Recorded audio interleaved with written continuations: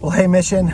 This is Joel, and I'm imagining that many of you were expecting an update from me, but you weren't expecting it coming from the middle of nowhere, Texas, which is where I am currently. I'm far from COVID-19, though it appears COVID-19 is not far from all of us. I know this isn't the update you were hoping for, but given all the current news, as I've heard, many of you have heard from our governor in the past 24 hours, that there are many things that he's asking to suspend in this season, and gatherings over 50 people is one of those. And in support of our local leaders, but also for the safety of our church, we've always said all along the way that we're going to gather when it seems safe and prudent to do so.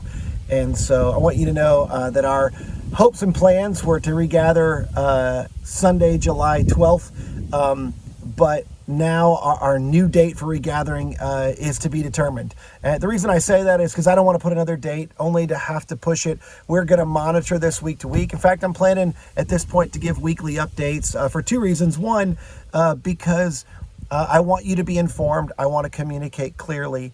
But at the same time, our team is not content with just taking this news and pushing out to a new date. As a matter of fact, as of today, we had some meetings talking about some creative things that we could do in this next season to work within the current restraints that we have, both online and in person, to do some things that are unique, that would be enriching and beneficial and be an investment in our church body. So I want to update you on those things in the coming days, but I also want to continue to bring perspective for us. And for today, I want to remind us of what the wisdom writer wrote in Ecclesiastes 3:1.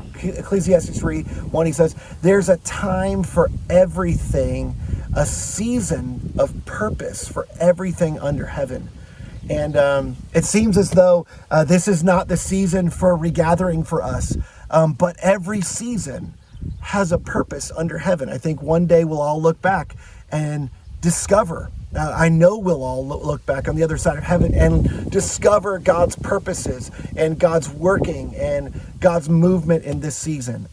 In the meantime, we're going to trust that he's working. We're going to trust that he knows what he's up to, and that this is a season for something good other than our regathering as a church. So I know many of you have been incredibly supportive, incredibly helpful. Some of you may be wondering, what can we do? Here's what you can do. I want you to stay connected. If you're not connected, in the days ahead, we're going to have some new opportunities for you to connect online and in a group. If you're in a group and you're taking a break for the summer, over the next several weeks, we want you to consider regathering as people are coming back into town from being out of town. We want you to gather with us. Prioritize gathering with us on the weekend. We also gather for prayer and worship every Tuesday night. I want to encourage you to gather with us on Tuesday nights for prayer and worship.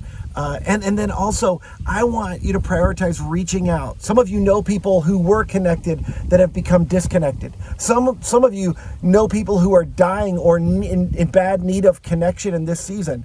And the isolation has been very difficult for them and difficult for their life circumstances.